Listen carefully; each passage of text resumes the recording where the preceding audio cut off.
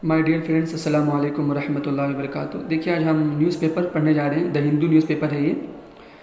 तो हम शुरू करेंगे क्योंकि बहुत सारे लोग ये चाहते हैं कि न्यूज़पेपर पढ़ के उसे समझें, इंग्लिश न्यूज़पेपर पढ़ के।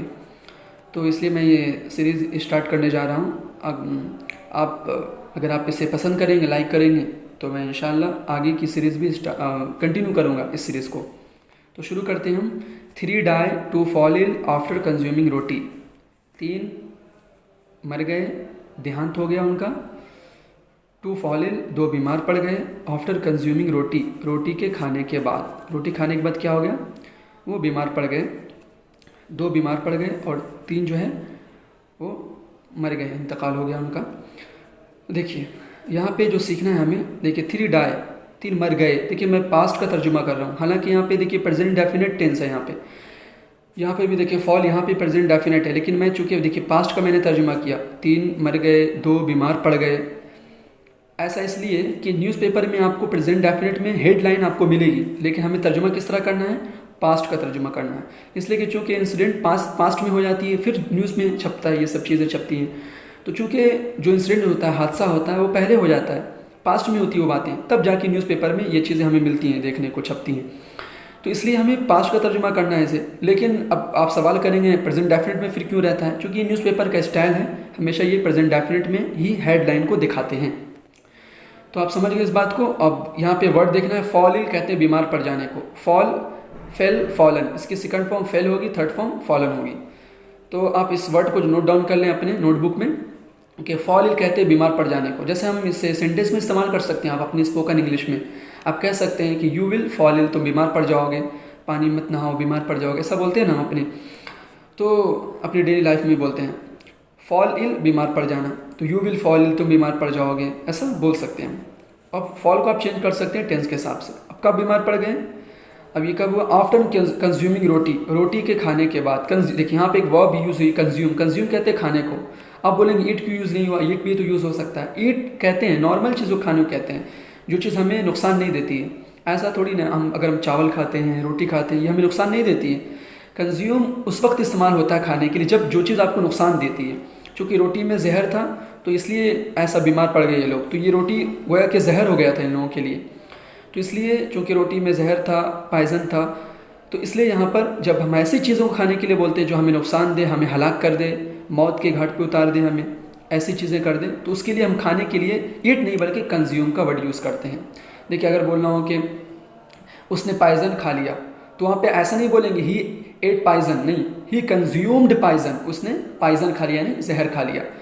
तो खाने के लिए यहाँ पर जब भी ऐसी चीज़ जो आपको नुकसान पहुँचा दें, उसके लिए कौन सा, खाने के लिए कौन सा वर्ड यूज़ करते हैं? हमेशा याद रखें कंज्यूम यूज़ करते हैं, ये वर्ड कंज्यूम। तो कंज्यूम के माना होता है खाना। इस वर्ड को लिख लें आप।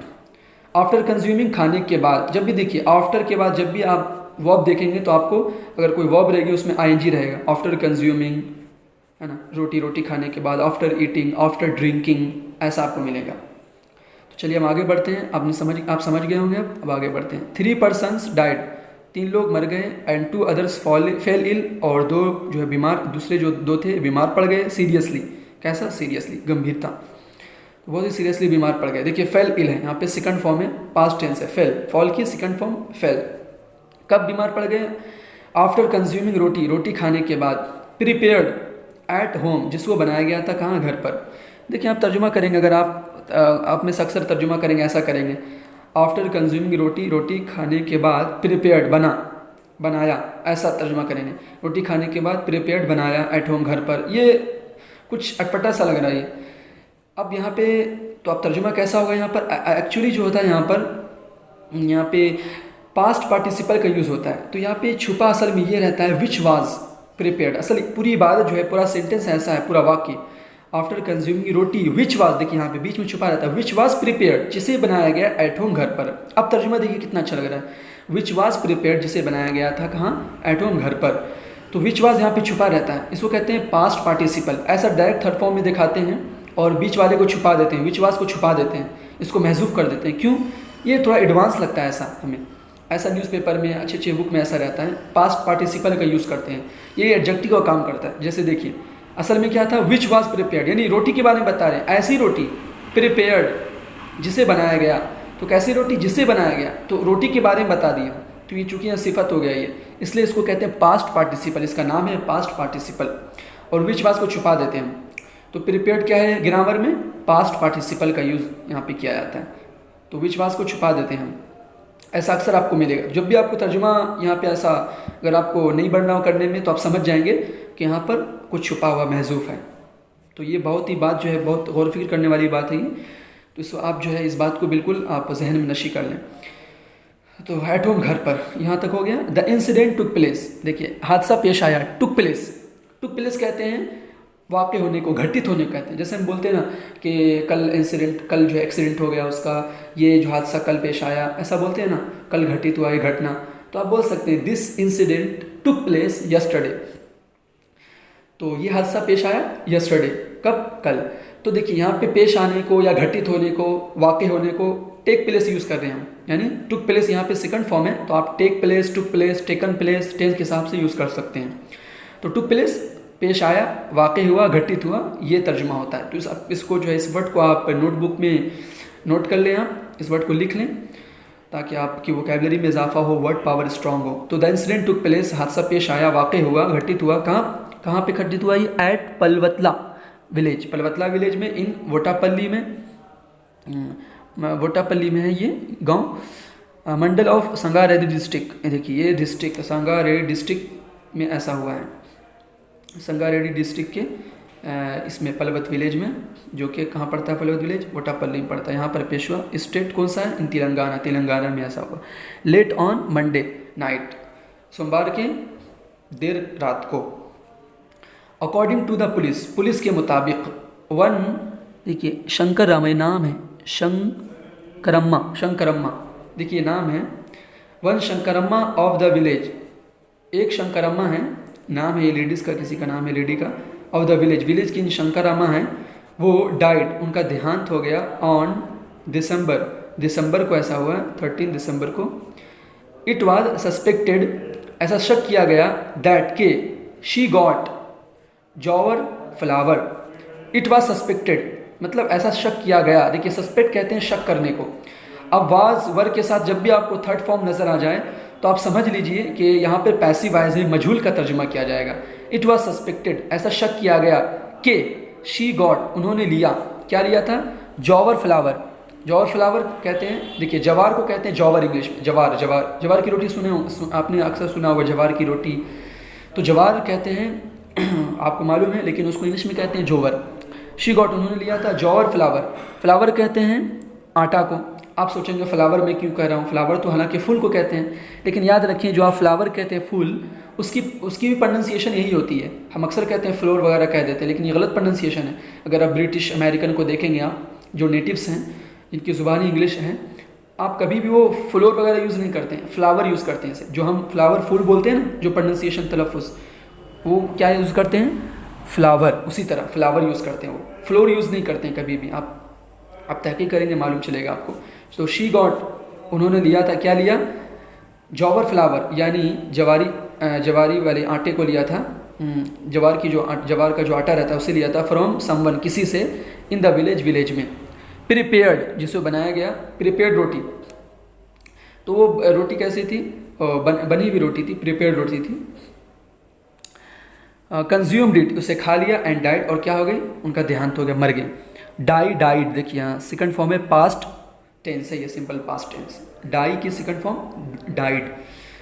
सम ऑफ द फैमिली मेंबर्स, कुछ फैमिली मेंबर्स, एट, रोटी को खाया, प्रिपेयर्ड, जिसे बनाया गया, फ्रॉम द रिमेनिंग जवार। जवार में जॉवर कहते हैं इंग्लिश में, लेकिन मैं जवार कह रहा हूँ आपके समझने के लिए। तो जॉवर कहते हैं लेकिन इंग्लिश में, लेकिन उसे हम जो अपनी ज़ुबान में कहते हैं जवार कहते हैं। देखिए सम ऑफ द फैमिली मेंबर्स, कुछ फैमिली मेंबर्स ने एट, खा लिया। देखिए टेंस यहाँ पे क्या यूज़ हुआ? ईट के सेकंड फॉर्म यूज़ हुई है, पास्ट टेंस, एट, खाया, क्या खाया? रोटी को।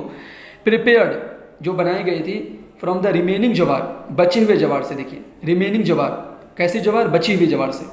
तो आप कह सकते हैं दिस इज़ रिमेनिंग फूड, ये बचा हुआ खाना है। अब अच्छा वर्ड है ये, रिमेन, आप यूज़ कर सकते हैं। अक्सर हम बोलते हैं ना ये बचा हुआ खाना है, तो आप बोल सकते हैं दिस फूड इज़ रिमेनिंग, ये फूड जो है बचा हुआ है, खाना बचा हुआ है, या बचा हुआ खाना, रिमेनिंग फूड। बोल सकते हैं मैं बचा हुआ खाना नहीं खाता हूँ, रिमेनिंग फूड मैं नहीं खाता हूँ। तो रिमेनिंग जवार, बचे हुए जवार को कब खाया था? ऑन मंडे को। तो बचे हुए जवार से उन्होंने जो रोटी पकाई थी उसे खा लिया था। तो ऐसा ऐसा हादसा हुआ। After that 3 of the family members, उसके बाद आफ्टर दैट किसको कहते हैं? उसके बाद। आफ्टर दैट उसके बाद। देखिए अच्छा, ये सब देखिए छोटे छोटे फ्रेज रहते हैं, जैसे आप नोटबुक में लिख लें आफ्टर दैट उसके बाद। जैसे मैं आप बोलते हैं उसके बाद मैं गया, ऐसा किया वैसा किया, तो आप बोल सकते हैं after that I did this, ऐसा बोल सकते हैं सो एंड सो। तो ये आफ्टर दैट कहते हैं उसके बाद। 3 of the family members, 3 family members to admitted to the Sangareddy. देखिए आफ्टर उसके बाद जो 3 फैमिली मेम्बर्स थे उनमें से 2 to admitted to the Sangareddy government hospital. हाँ देखिए नाम है, संगारेड्डी गवर्नमेंट हॉस्पिटल में एडमिट हो गए। And one at Gandhi hospital, और एक जो थे एट गांधी हॉस्पिटल। कहाँ पर? गांधी हॉस्पिटल में क्या हो गए? डाइड, मर गए। तो एक जो थे वो क्या हो गए? डाइड। गांधी हॉस्पिटल में क्या हो गए? डाइड, मर गए। वाइल 2 अदर्स, जबकि 2 अदर जो थे, जो 2 दूसरे लोग थे, वर एडमिटेड, उन्हें एडमिट कर दिया गया। कहाँ एडमिट कर दिया गया? टू अ प्राइवेट हॉस्पिटल, एक प्राइवेट हॉस्पिटल में। देखिए वाज वर्ग के साथ जब भी थर्ड फॉर्म आ जाए, देखिए एडमिट, एडमिटेड, तो वाज वर्ग के साथ जब भी थर्ड फॉर्म आ जाए तो आप समझ लीजिए पैसिव वॉइस ही मजहूल है। तो कैसा तर्जुमा करेंगे? 2 जो है ना, क्या किया उन लोगों कर दिया गया? एडमिट कर दिया गया। कहाँ? टू अ प्राइवेट हॉस्पिटल में, एक प्राइवेट हॉस्पिटल में एट हैदराबाद में। एंड देयर कंडीशन, और उन लोगों की जो कंडीशन है, हालात हैं उनकी, जो हालत कैसी है? इज स्टेटेड, ऐसा कहा जाता है, टू बी क्रिटिकल, कि उनकी कंडीशन जो हालात है बहुत ही नाजुक है, क्रिटिकल है। तो बोलते हैं ना इसकी हालत जो है नाजुक है, गंभीर है। तो देखिए वर्ड बहुत अच्छा वर्ड है, क्रिटिकल, इसको लिख लें आप। तो कैसा लगा आपको ये न्यूज़ पढ़ के? आपको समझ में आया या नहीं आया आप ज़रूर बताएं। और जो भी वर्ड्स अगर आपको नहीं समझ में आए तो वो बताएं हमें। हालांकि मैं उम्मीद करता हूँ आप समझ गए होंगे जो वर्ड इस्तेमाल हुए इसमें। अगर फिर भी अगर कुछ नहीं समझ में आया तो आप ज़रूर कमेंट बॉक्स में जो है टाइप करें। मैं इंशाल्लाह I will try my best to give your answer. जहाँ तक हो सके मैं आपको कोशिश करूँगा जवाब देने की। और रिक्वेस्ट है, please subscribe my channel and hit the bell icon and share as well. और शेयर भी ज़रूर करें, क्योंकि जो लोग न्यूज़पेपर पढ़ना चाहते हैं उन तक भी ये न्यूज़ पहुँच सके और इसके ज़रिए वो इंग्लिश सीखें। तो आई होप कि आप समझ गए होंगे। तो जज़ाकुमुल्लाहु खैर। अस्सलामु अलैकुम रहमतुल्लाहि व बरकातुहू।